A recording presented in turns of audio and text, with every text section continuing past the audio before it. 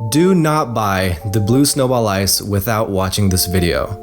I'm not saying don't buy the microphone period, because it is the best starter microphone for beginning YouTubers, podcasters, filmmakers, but there's actually quite a bit of stuff you need to know in order to get this microphone to sound the best it can. Let me show you what I mean. This is how the microphone would sound if you just plugged it into your computer and started using it right away. And this is what your Blue Snowball iCE is gonna sound like after you implement what I'm about to show you in this video.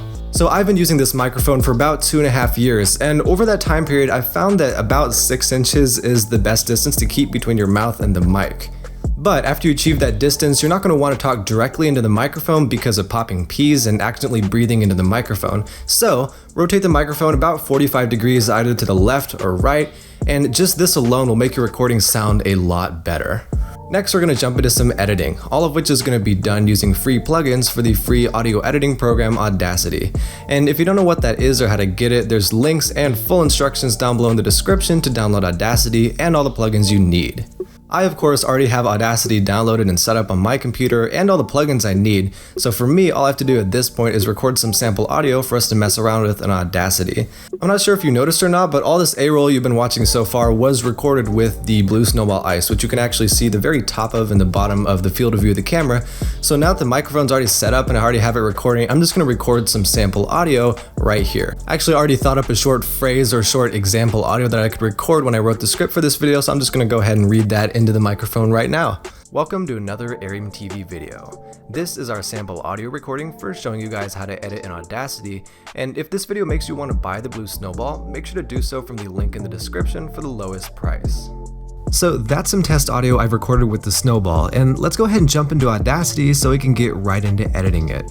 Remember, all these plugins and effects do have settings that may seem complicated at first, but just copy the settings you see on my screen and you should be fine. The first thing I usually do is trim off unnecessary audio from the beginning and end of the clip. So what we're going to do here is just select some audio from the beginning, zoom in so we can get a little bit more of a precise selection, and then just press the delete key. And we can migrate over to the end of the clip and zoom in there and select any audio we want to get rid of and press the delete key again. Next, we're going to select the entire audio file and use a vocal exciter plugin called Shock. This basically makes vocals fuller and crispier, and you can rotate the wheel as you can see here to adjust the strength of the effect. And I usually have the wheel set a tad above 1/4 strength as we don't want the effect to be too overpowering. We're going to go ahead and apply that, and I'll let you listen to what that sounds like. Welcome to another Arium TV video. This is our sample audio recording for showing you guys how to edit in Audacity. Next, I like to jump into the bass and treble panel to add some fullness and clarity to the sound. I usually bump the bass by about 10 decibels and the treble by 8 here. After we go ahead and apply that and close it, you can hear what that sounds like. Welcome to another Arium TV video. This is our sample audio recording for showing you guys how to edit in Audacity.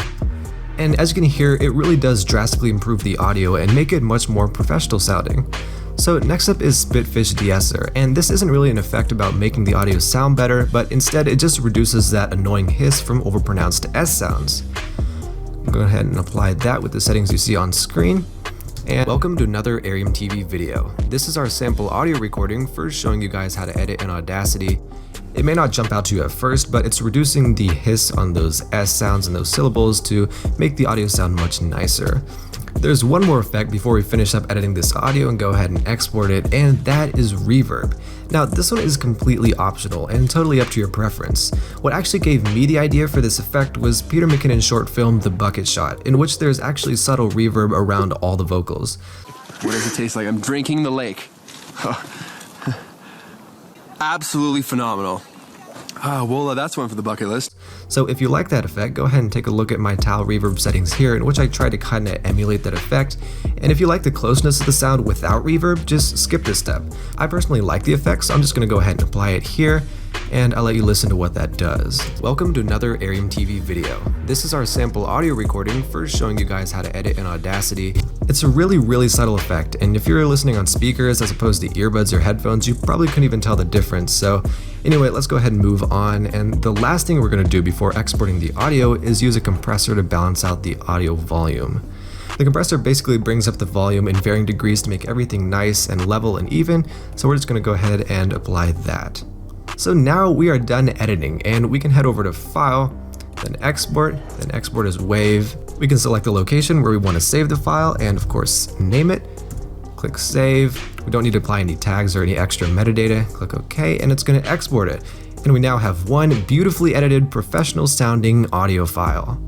I know that's a lot, and it may seem like a pain to have to apply all those different settings and effects and plugins to every single bit of audio we record with the Snowball, and honestly, it is, but it really is important that you do so to make sure your audio is always sounding pristine. Besides, Audacity saves all the effects settings, so you can just apply the same settings to other audio files and you'll get the same great results. That's it for this video. Hopefully you got something out of it and enjoyed the video, and if you did, definitely subscribe down below because that absolutely makes my day. If you got stuck at some point or had trouble at some point in the video, definitely drop me a comment down below and we will get stuff sorted ASAP. And if you disliked the video, make sure to go down there and click that dislike button, preferably twice. I will see you guys in the next video.